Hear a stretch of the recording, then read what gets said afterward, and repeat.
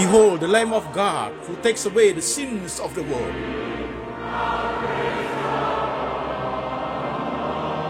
Jesus said, I am the way, the truth, and the life. No one comes to the Father but by me.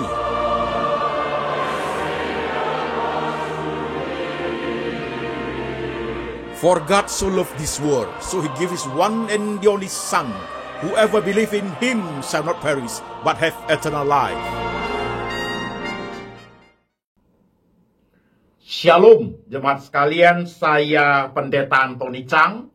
Salam kepada seluruh jemaat setia pendengar firman lewat Laksmi, Lembaga Antoni Chang Ministry Internasional. Hari ini adalah ibadah Paskah tahun 2025. Dan tema kita adalah disalib, mati, dan bangkit. Kedewasaan Rohani seri ke-42, kontemplasi seri ke-68. Dan firman Tuhan hari ini kita ambil dari satu bagian saja, dari Injil Markus pasal 16, ayat 1 sampai 8. Demikian firman Tuhan.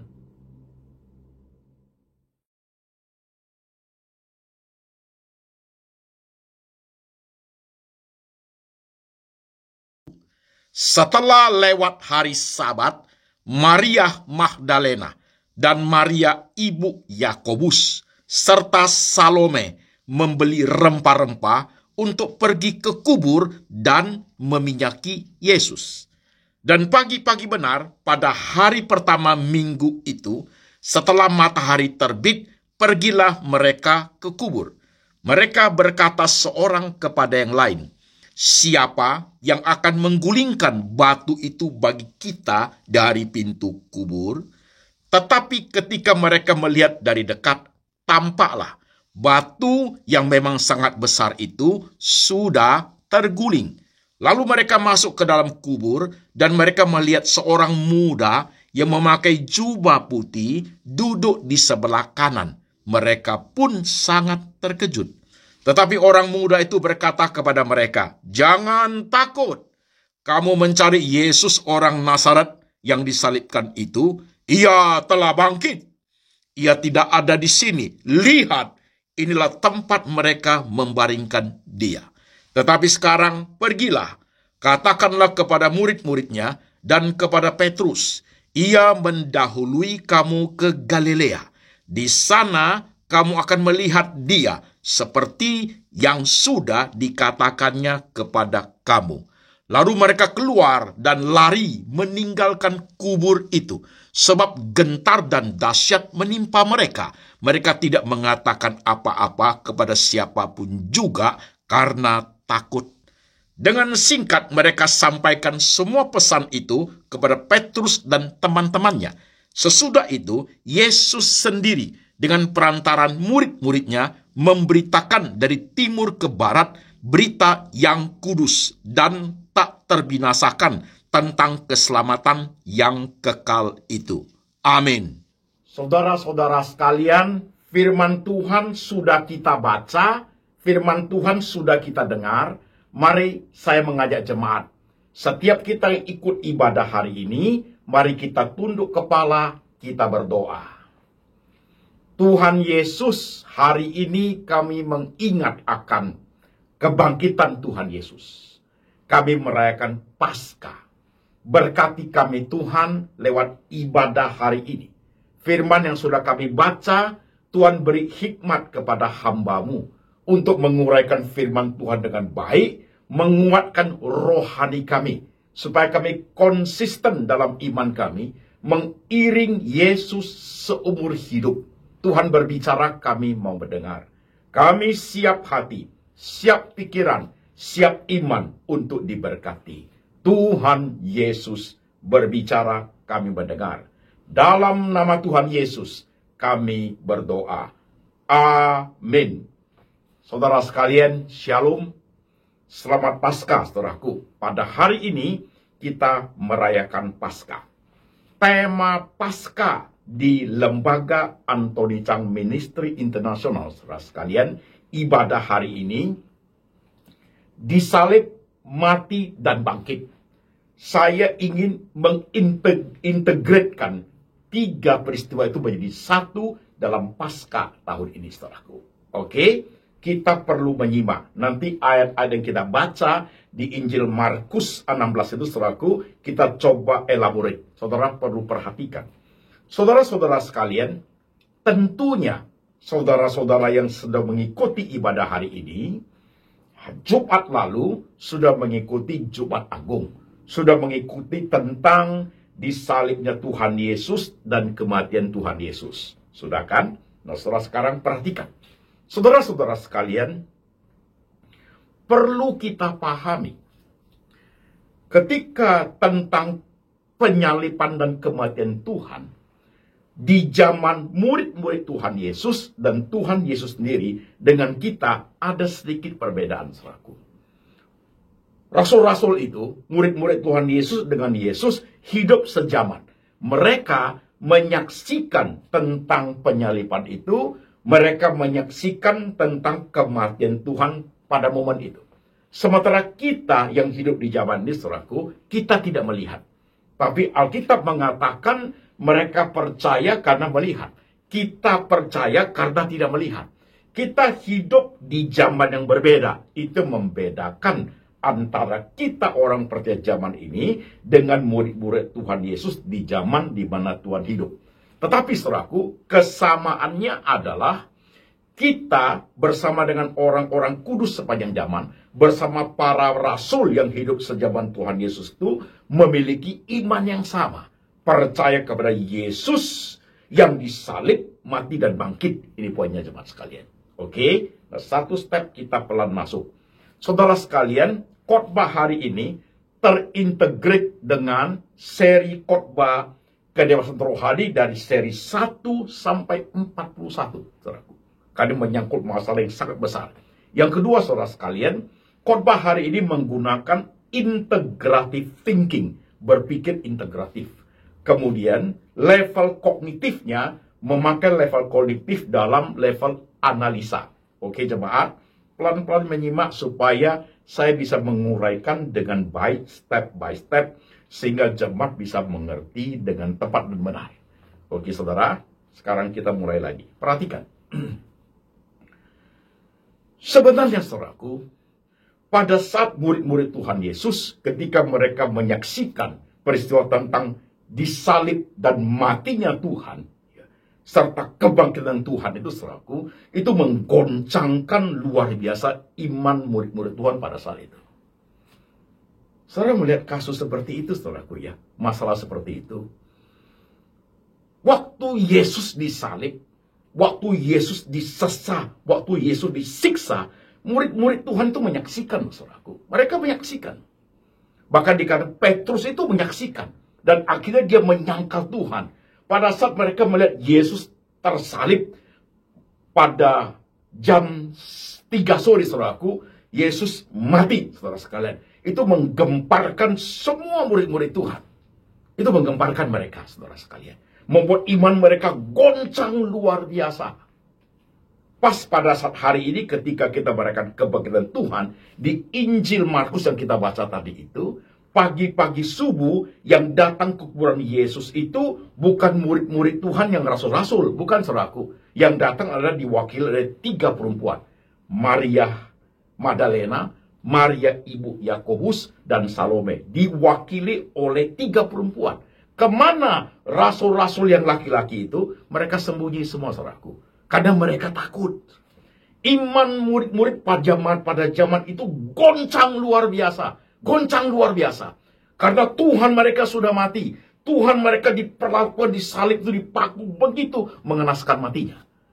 Semua murid itu mereka bersembunyi, saudaraku. Karena mereka tahu, karena Tuhan sudah mati, maka sebentar lagi mereka akan dikejar juga. Takut mereka. Muncullah 3 perempuan, mewakili semua murid-murid Tuhan, datang ke kubur itu. Tapi mereka datang ke kubur itu, 3 perempuan itu, bukan menyaksikan kebangkitan Tuhan. Bukan, saudaraku. Mereka datang untuk apa? Mereka membawa rempah-rempah untuk meminyaki mayat Yesus.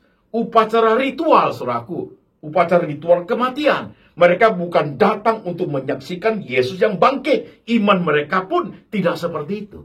Pada saat mereka melihat kuburan sudah kosong, diberitakan oleh malaikat bahwa Yesus dari Nazaret sudah bangkit, baru mereka kaget, saudara sekalian. Ketika kita meneliti dengan tepat, saudaraku, 3 peristiwa itu menggoncangkan luar biasa iman murid-murid Tuhan pada zaman itu, saudara sekalian. Nah, ketika Tuhan sudah bangkit dari antara orang mati, ketika Tuhan sudah menyatakan diri dengan mereka dengan berbagai cara, saudara sekalian, iman murid-murid itu menjadi pulih dan teguh kembali. Itulah yang sedang dihadapi oleh murid-murid Tuhan pada masa itu, saudara sekalian. Nah, bagaimana dengan kita? Kita tidak sejaman dengan mereka. Mata kita tidak menyaksikan itu. Dan kita tidak hadir di zaman itu. Kita punya iman yang sama. Kita percaya Yesus itu disalib. Kita percaya Yesus mati. Kita percaya Yesus itu bangkit, saudara sekalian. Dan bagaimana dengan respon iman kita pada saat ini?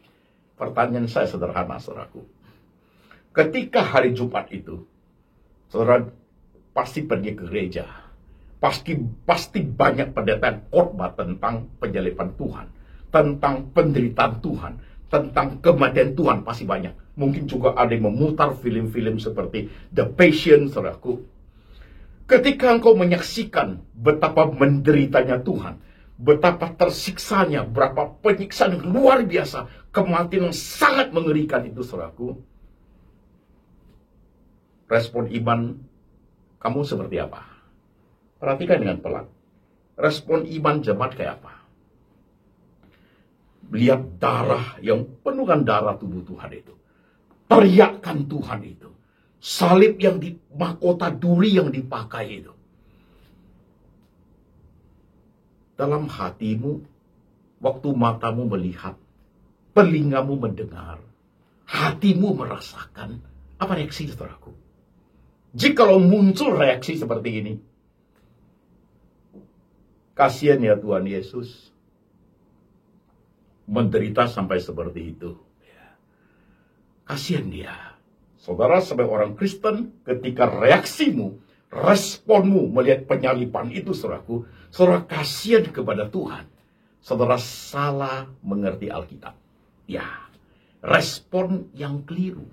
Karena Tuhan Yesus tidak minta belas kasihan kita. Tidak, saudaraku. Tuhan Yesus tidak minta dia dikasihani.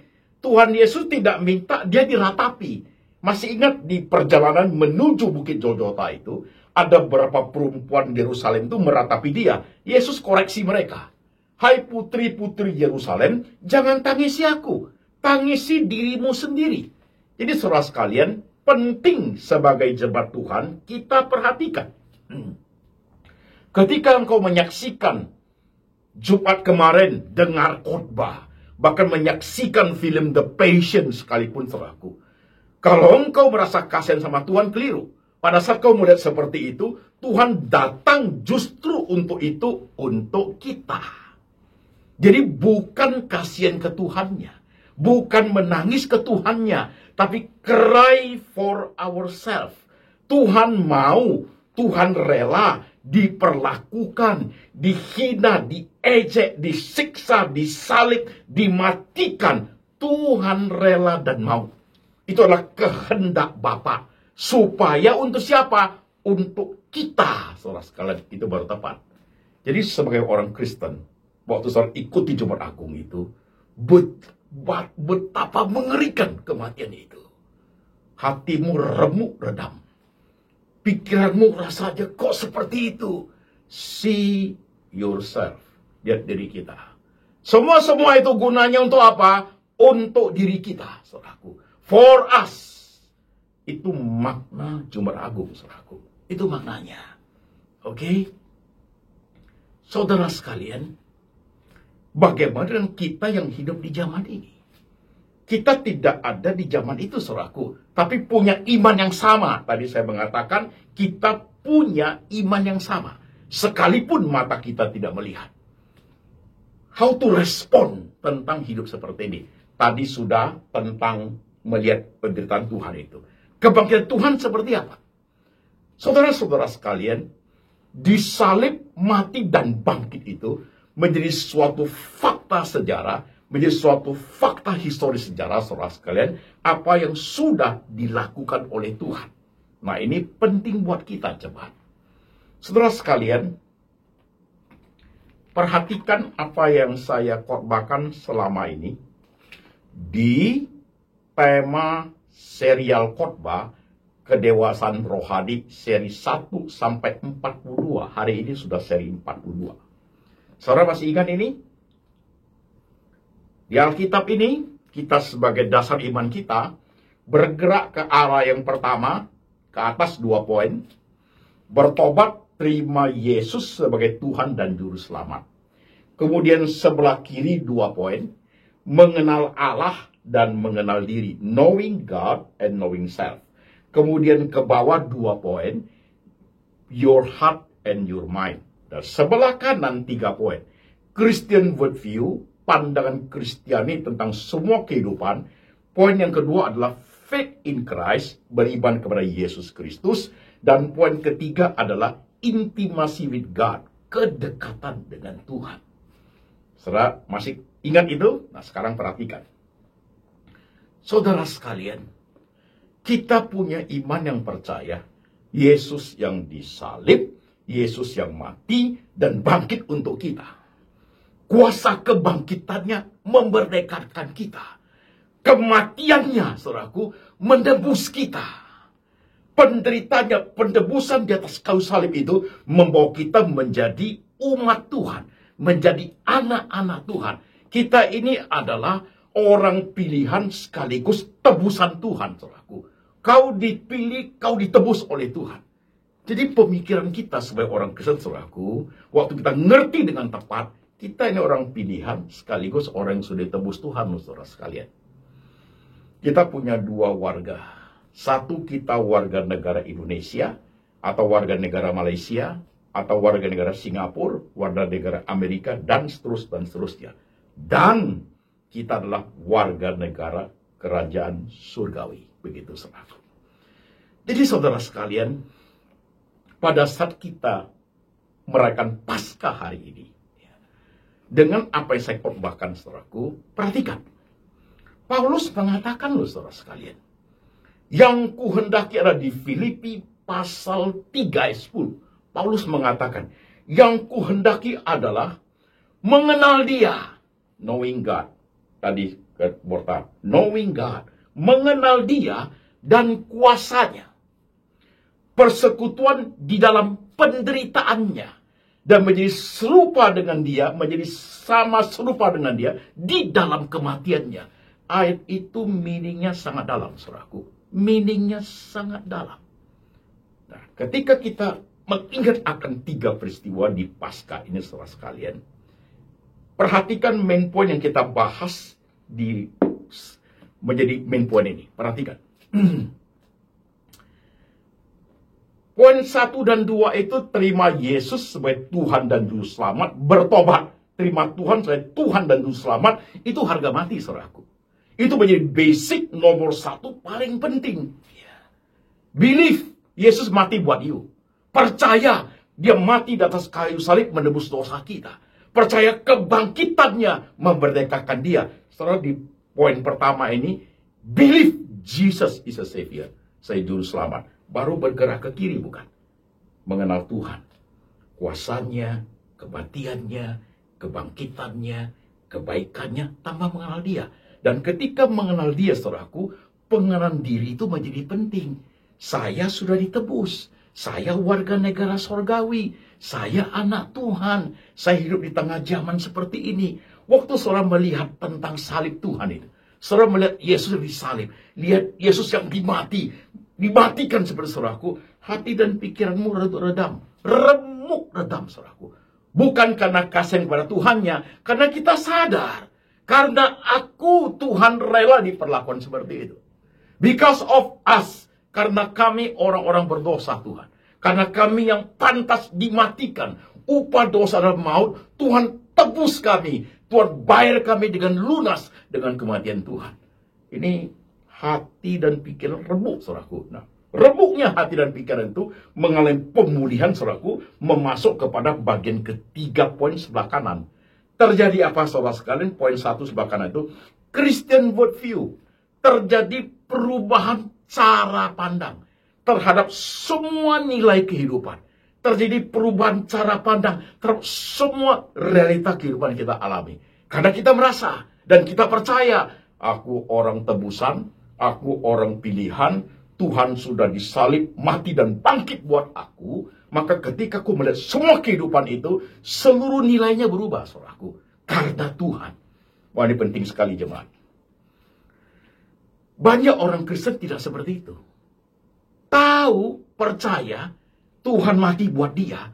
Tapi Kristen worldview-nya, nilai hidupnya tidak berubah, saudaraku. Sudah percaya tetap menjadi penjahat. Sudah percaya tetap menipu. Sudah percaya hidupnya tetap tidak benar. Jadi for what kuasa kebangkitan Tuhan itu? Tidak merubah apa-apa. Dan ini menjadi basic yang paling penting dalam iman Kristen kita, saudara sekalian. Hati pikiranmu remuk ketika melihat kematian Tuhan itu. Mempengaruhi totalitas cara berpikir kita. Mempengaruhi totalitas hati kita, saudaraku. Sehingga memiliki suatu Christian worldview. Cara pandang Kristiani yang baik tentang semua kehidupan ini. Menjadikan iman kita konsisten dalam hidup. Murid-murid zaman dulu, saudaraku, mereka diuji lewat peristiwa itu loh. Mati membuat mereka takut. Disalib mengerikan mereka takut. Kematian Tuhan, bangkit tidak membuat mereka bersembunyi. Tapi kita tidak punya zaman itu. Zaman kita adalah, apakah kita konsisten memelihara iman kita, Yesus yang disalib, mati dan bangkit. Konsisten nggak? Nah, ini perlu diperhatikan, jemaat sekalian. Terkadang banyaknya problematika kehidupan. Sulitnya dunia yang kita arungi, tantangan yang banyak dan besar, serta berbagai kehidupan yang sulit, saudara sekalian, membuat kita itu tidak konsisten iman kita. Bahkan kita pindah kepercayaan. Bahkan kita pindah kepada kepercayaan lain. Bahkan kita meninggalkan iman kita. Itu bisa terjadi, saudara sekalian. Yes, itu harus diperhatikan. Ini zaman kita loh. Kita tidak lagi melihat Yesus yang tersalib itu kita lihat dengan mata. Kita sekarang diuji konsistensi kepercayaan itu. Maka muncul di sini.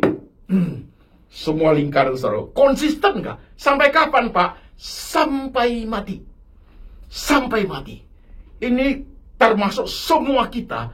Anak-anak Tuhan, pemuda, remaja, orang dewasa, orang tua, sampai kepada semua pelayan Tuhan, dan juga pendeta, saudaraku. Konsisten nggak? Kita percaya kepada Yesus yang disalib, mati dan bangkit itu, saudaraku. Yesus adalah juru selamat dan Tuhan itu sendiri. Konsisten sampai kita mati nggak, saudaraku? Ini pertanyaan menjadi penting dipertanyakan kepada setiap kita. Zaman berubah, jemaat sekalian. Harus hati-hati. Dunia cepat sekali berubah. Orang yang dulu menjadi orang sangat percaya kepada Tuhan bisa hancur berantakan ajarannya. Bisa berubah cara berpikirnya. Bisa pindah kepercayaan. Sangat bisa. Inilah yang sedang terjadi di zaman kita. Konsistensi rohani sedang diuji. Termasuk saudara dan saya. Teruji gak kita?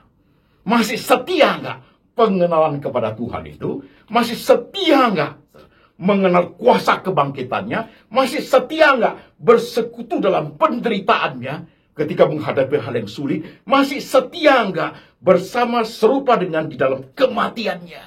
Atau kita sudah berubah? Jangan percaya Tuhan yang seperti itu. Jangan percaya Tuhan yang Yesus yang tersalib. Paulus dengan sangat keras pada zaman itu.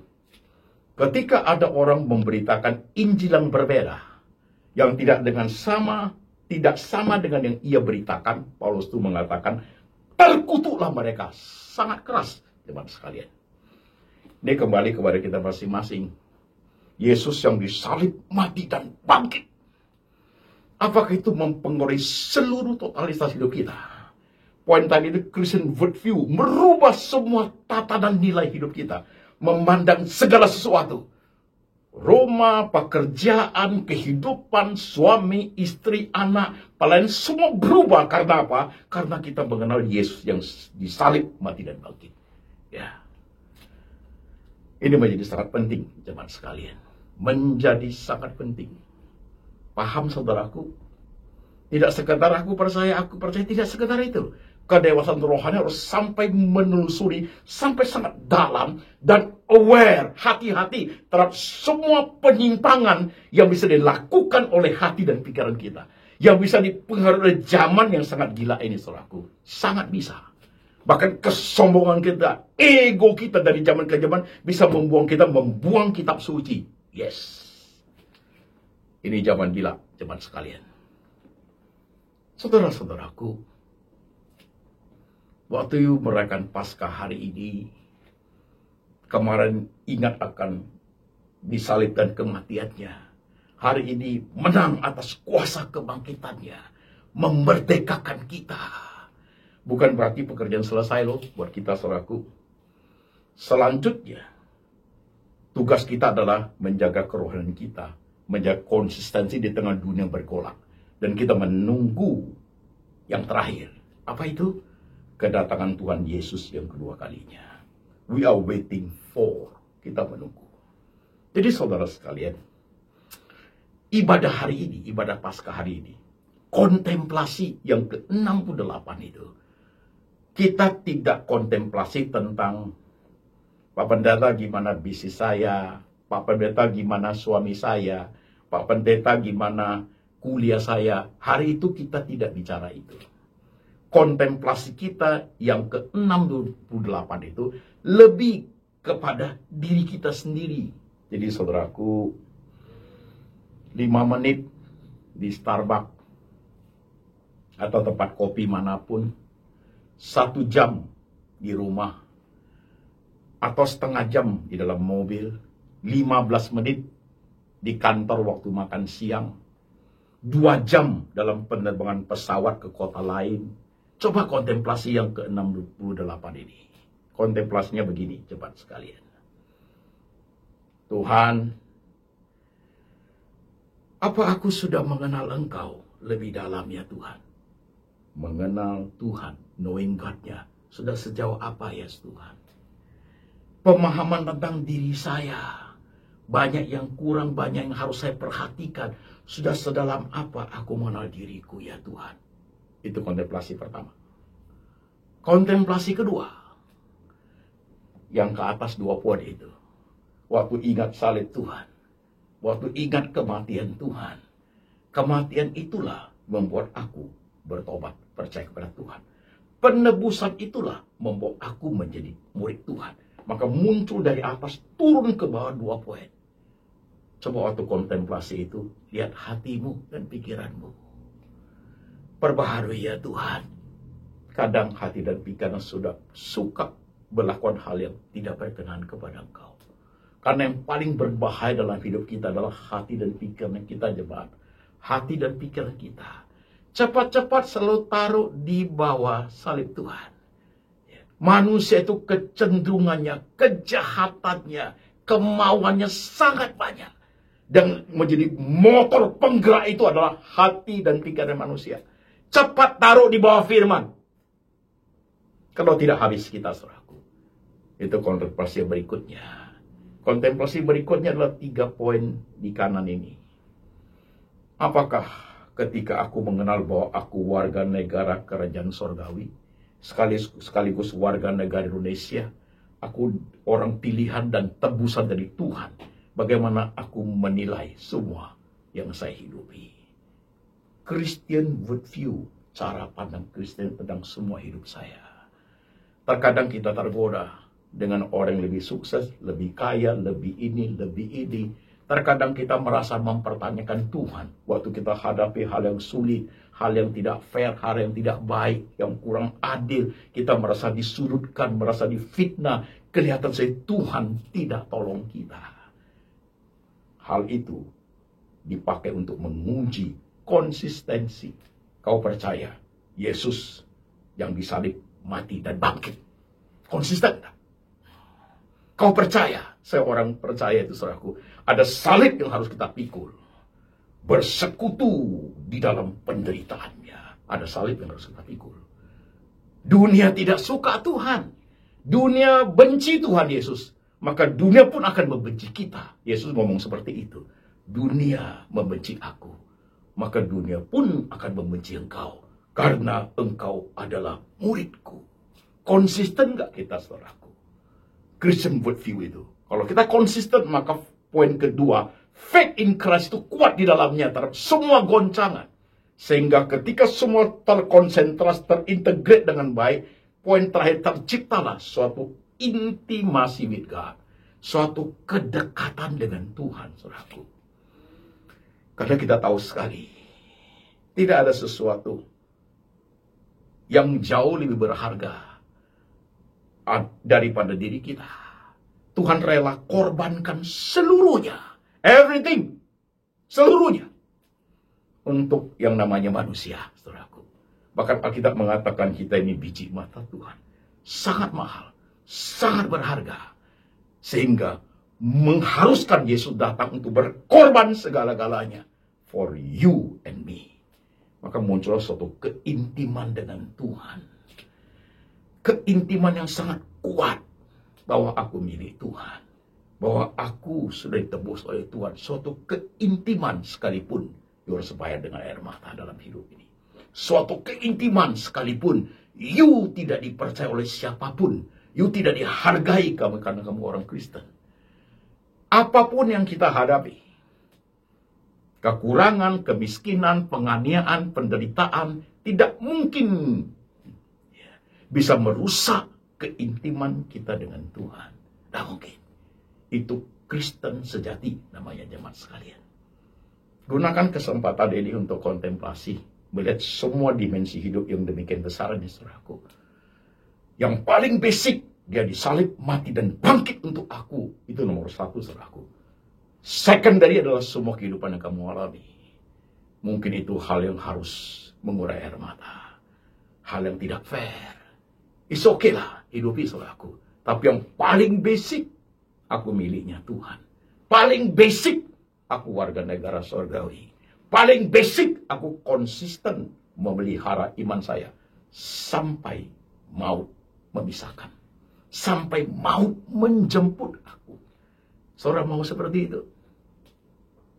Hati-hati jemaat dengan zaman kita. Hati-hati. Dunia ini sedang gila-gilanya, saudaraku. Banyak hal hiruk pikuk dunia. Peristiwa-peristiwa yang terjadi, banyak hal, saudaraku, yang bisa menggoncangkan kerohanian itu. Ya. Khotbah hari ini lewat lembaga Anthony Cham Ministry International, saudaraku, menciptakan suatu kedewasaan rohani yang kuat berakar di dalamnya.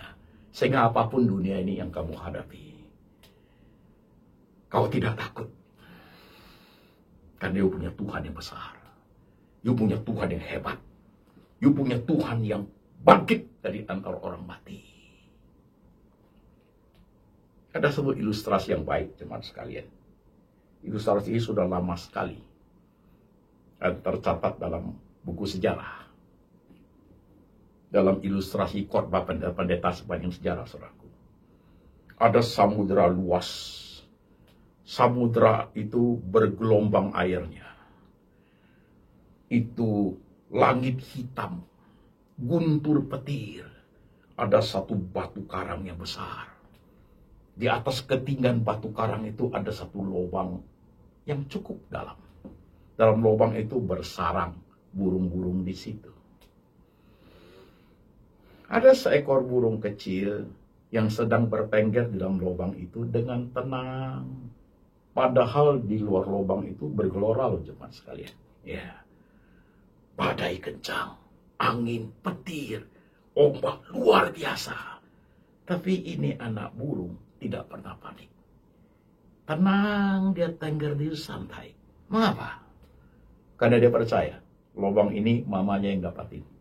Karena dia percaya ini batu karang sangat strong, meniru dia dengan luar biasa.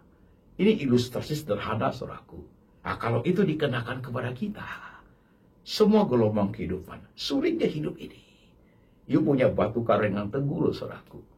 You bisa bertengger di situ dengan kekuatan yang datang dari Tuhan. Sayangnya tidak semua anak Tuhan mau seperti itu. Mereka terpaksa pindah iman. Mereka terpaksa, kadang merasa terlalu pintar, saudaraku. Mereka menghakimi Alkitab. Mereka merasa Yesus yang Tuhan itu sudah tidak bisa dipakai. Sudah bocoran, tidak menghasilkan. mereka pindah Tuhan yang lain. Ironisnya hidup ini. Saya berharap khotbah hari ini, saudaraku, Yesus sudah bangkit dari antara orang mati. Paskah, puji Tuhan. Kebangkitannya membuat kita hidup. Kebangkitannya menjadikan kita warga negara surgawi. Kebangkitannya memerdekakan kita. Kebangkitannya membuat kita berani untuk menghadapi hidup ini apapun modelnya. Whatever happen, kita punya Tuhan yang hidup. Amin jemaat. Amin. Lakukan kontemplasi ke-68 ini tidak untuk siapa-siapa. Just for yourself. Menguji, melihat ke dalam, memperhatikan ke dalam kerohanian ini, mengevaluasi dengan baik. Sudahkah aku konsisten? Sudah aku sungguh? Sudahkah aku benar-benar menjaga kerohanianku dengan baik sepanjang hari, sepanjang hidupku ini? Sampai hari, sudahkah aku menjaga hati dan pikiranku?